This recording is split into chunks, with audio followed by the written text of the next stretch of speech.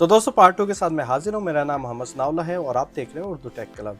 तो दोस्तों इस वीडियो के अंदर हम बात करेंगे कैसे आप अपने एक कंप्यूटर के अंदर जो आप operating system by default use कर रहे हैं उसके अंदर एक और ऑपरेटिंग सिस्टम इंस्टॉल करके चला सकें।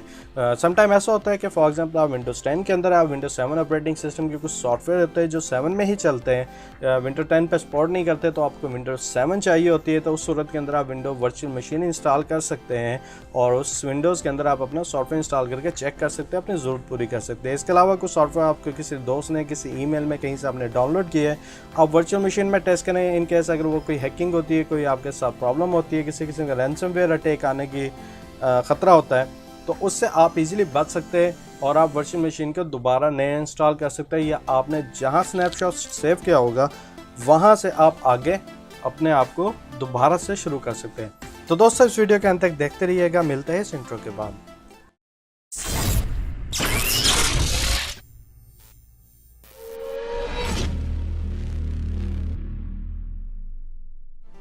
वर्चुअल मशीन बनाने के लिए आप जाना है फाइल्स में, न्यू वर्चुअल मशीन पर आप क्लिक करेंगे। यहाँ आपके सामने दो ऑप्शंस आ जाएंगे, नंबर 1 टिपिकल, दूसरा कस्टम। मैं कस्टम को रिकमेंड करता हूँ, तो मैं यहाँ कस्टम करके नेक्स्ट करता हूँ। इसके बाद बताता हूँ कि मेरा जो वर्क स्टेशन की हार्डवेयर कंपेटिबिलिटी है। फॉर एग्जांपल आप चाहते हैं कि वर्क स्टेशन 12 के आप बनाएं और बाद में किसी दोस्त के साथ भी शेयर करना चाहिए, उसके पास वर्क स्टेशन 12 है, तो वो आप उसके साथ भी शेयर कर सकते हैं। तो क्योंकि फ़िलहाल मुझे शेयर नहीं करना, मैं विंडोज़ अपने ही सिस्टम इंस्टॉल करना चाह रहा हूँ, तो मैं वर्क स्टेशन 14 का वर्जन ही सिलेक्ट करके इसे नेक्स्ट कर दूँगा। यहाँ मैं इसे बताऊंगा कि मैंने जो ऑपरेटिंग सिस्टम का जो इंस्टॉलेशन डिस्क है या ISO है वो मैंने उसका पाथ देना है। फॉर एग्जांपल मैं ब्राउज़ में जाता हूँ, यहाँ से मैं जो विंडोज़ जो हमारी 7 है मैं इसको सिलेक्ट करके ओपन करता हूँ, और इसके अलावा ये ऑटोमेटिकली इजी इंस्टॉलेशन यूज़ भी कर सकता है। मीन्स के बहुत से स्टेप्स ये ऑटोमेटिकली कंप्लीट कर देगा आपके लिए। इंस्टॉलेशन के दौरान आपको परेशानी नहीं होगी बहुत सी जगह नेक्स्ट करने की है, वो ऑटोमेटिकली वर्चुअल मशीन खुद ब खुद उसे नेक्स्ट करके सेट कर देगा। उसके बाद आप नेक्स्ट करें। यहाँ आपने प्रोडक्ट की डालनी है विंडोज़ 7 की, अगर पास नहीं है आप स्किप कर दें, 30 दिन का ट्रायल आपको मिल जाएगा। यहाँ पासवर्ड डाल सकते हैं अगर आप डायरेक्ट अपना कोई अकाउंट बनाना चाह रहे हैं, ये ईजी इंस्टॉलेशन का एक हिस्सा है। तो आप यहाँ डाल दें अपना यूज़र नेम या फुल नेम, यहाँ पासवर्ड डाल दें। मुझे पासवर्ड की ज़रूरत नहीं है, मैं ओपन रखना चाह रहा हूँ, तो मैं इसे नेक्स्ट कर दूँगा। नेक्स्ट करते आपके सामने मैसेज आ जाएगा। अगर आपने प्रोडक्ट की नहीं डाली, उसके अंदर कहेगा कि आप बाद में विंडोज़ को ज़रूर एक्टिव करें, तो मैं ऑब्वियसली कर दूंगा येस, कि मुझे जाने दें, मैं आगे खुद ही एक्टिव करता रहूँगा। मैं इसे येस कर देता हूँ। यहाँ मैं बताऊँगा कि मैंने वर्चुअल मशीन कहाँ सेव करनी है, तो मैं वर्चुअल मशीन अपनी सेव करूँगा अपनी F5 के अंदर। यहाँ मैं इसका नाम दे देता हूँ उर्दू वर्चुअल PC, और मैं इसे सेलेक्ट करके ओके कर देता हूँ। इसका मैं नेक्स्ट कर देता हूँ।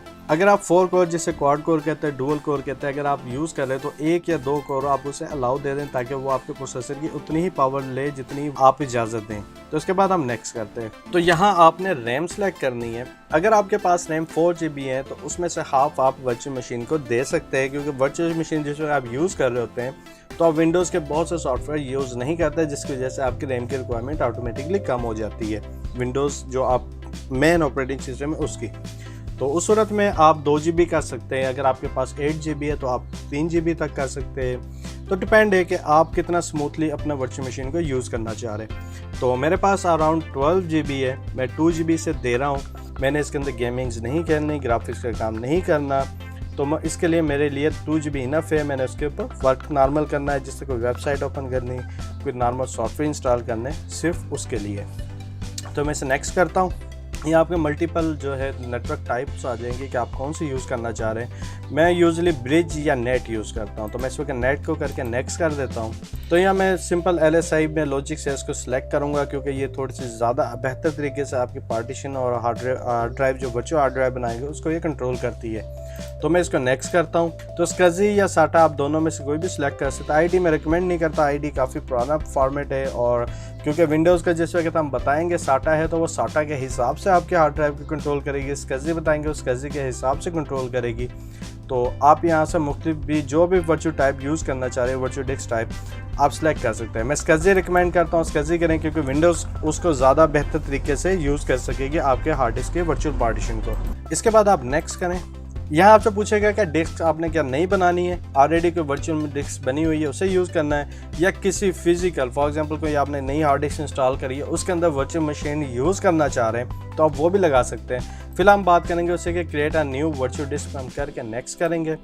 यहाँ से मैं उसे साइज़ दूंगा, अराउंड मैं उसे कह दूंगा कि 20 GB, क्योंकि मैंने उसके अंदर कुछ ज़्यादा काम नहीं करना, सिर्फ मैं आपको डेमो देने के लिए, बाद में ऑब्वियसली मैं इसे रिमूव कर दूंगा। एलोकेट ऑल डिस्क स्पेस का मकसद ये होता है कि वो एक वर्चुअल ड्राइव बना देगा 20 या 60 GB की, वो टोटल उतना एरिया आपके हार्ड डिस्क से ले लेगा। अगर आप इसे एलोकेट नहीं करेंगे तो उसका नुकसान ये होगा कि अगर आपकी डिस्क स्पेस जो है 20 GB से कम है, फॉर एग्जांपल 8 GB या 9 GB, तो उस सूरत का क्या होगा कि जब वर्चुअल मशीन आप रन करेंगे तो ऑब्वियसली वो उसके जहन में है कि आपने उसे 20 GB दे रखा। ओरिजिनली आपके पास 8 GB की स्पेस थी, तो वर्चुअल मशीन या तो क्रैश कर जाएगी या आपको प्रॉब्लम्स देगी या सही काम नहीं करेगी। तो अगर आप कोई ऐसी सिचुएशन में कि आपका डेटा बहुत ज़्यादा कॉपी पेस्ट करता है ड्राइव में, तो रिकमेंड करूँगा allocate all disc space now को एक्टिव कर दें, जिसकी वजह से आपकी परफॉर्मेंस भी अच्छी हो जाएगी। तो फिलहाल मैं एलोकेट नहीं कर रहा, मैं क्योंकि मेरे पास ऑलरेडी काफ़ी स्पेस है कि ये इजीली चल सकता है, मुझे प्रॉब्लम नहीं है, तो इसलिए मैं इसे यहीं एलोकेट ऑल डिस्क स्पेस पे अनचेक रहने दूंगा।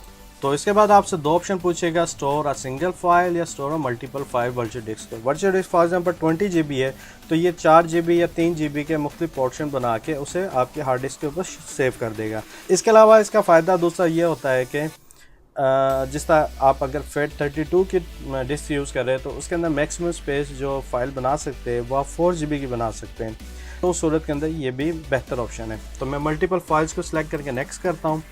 यहाँ मैं उसे बताऊँगा कि मैंने वर्चुअल डिस्क कहाँ सेव करनी है। वर्चुअल PC इसमें जाऊँगा और मैं इसे सेव करा के नेक्स्ट कर दूँगा। तो यहाँ आप रिव्यू कर लें अपनी जो भी सेटिंग्स आपने की है। नीचे आऊँगा तो लिखा होगा power on virtual machine after creation. जैसे ही वर्चुअल मशीन बन जाए तो ये ऑटोमेटिकली इसको ऑन कर दे वर्चुअल मशीन को, ताकि इंस्टॉलेशन शुरू हो जाए। मैं इसे फिनिश कर देता हूँ तो ये वर्चुअल मशीन और एक डिस्क बनाना शुरू कर देगा, वर्चुअल मशीन की फ़ाइल क्रिएट करना शुरू कर देगा। मैक्सिमम जो है ये मेरा ख्याल है कि 1 मिनट से भी लेस टाइम के अंदर ये फाइनल कर देगा। तो देखें उसने ऑटोमेटिकली वर्चुअल मशीन को ऑन कर दिया और साथ ही उसने विंडोज 7 की इंस्टॉलेशन शुरू कर दी है। तो आप देखें अभी आपके सामने शुरू हो जाएगी विंडोज 7 की आपकी ISO इस वक्त लोड हो गई है, विंडोज 7 का सेटअप का लोडिंग शुरू हो गई है कि विंडोज 7 की जो इस वक्त सेटअप चल पड़ा है। आप इजीली विंडोज 7 का सेटअप यहाँ से कंप्लीट बना सकते हैं। अगर आप चाहें यहीं से आप वीडियो ट्यूटोरियल भी बना के विंडोज 7 के दोस्तों के साथ शेयर कर सकते हैं कि आप कैसे विंडोज 7 को इंस्टॉल कर सकते हैं। तो ये सारी चीज़ें आप इजीली वर्चुअल मशीन के अंदर कर सकते हैं। तो दोस्तों उम्मीद है कि वीडियो आपको पसंद आई होगी। अगर आपको वीडियो पसंद आई है इस वीडियो को लाइक करें, चैनल को सब्सक्राइब करें। मिलते हैं किसी नेक्स्ट वीडियो के साथ, जब तक के लिए इजाज़त दीजिए। अल्लाह हाफ़िज़।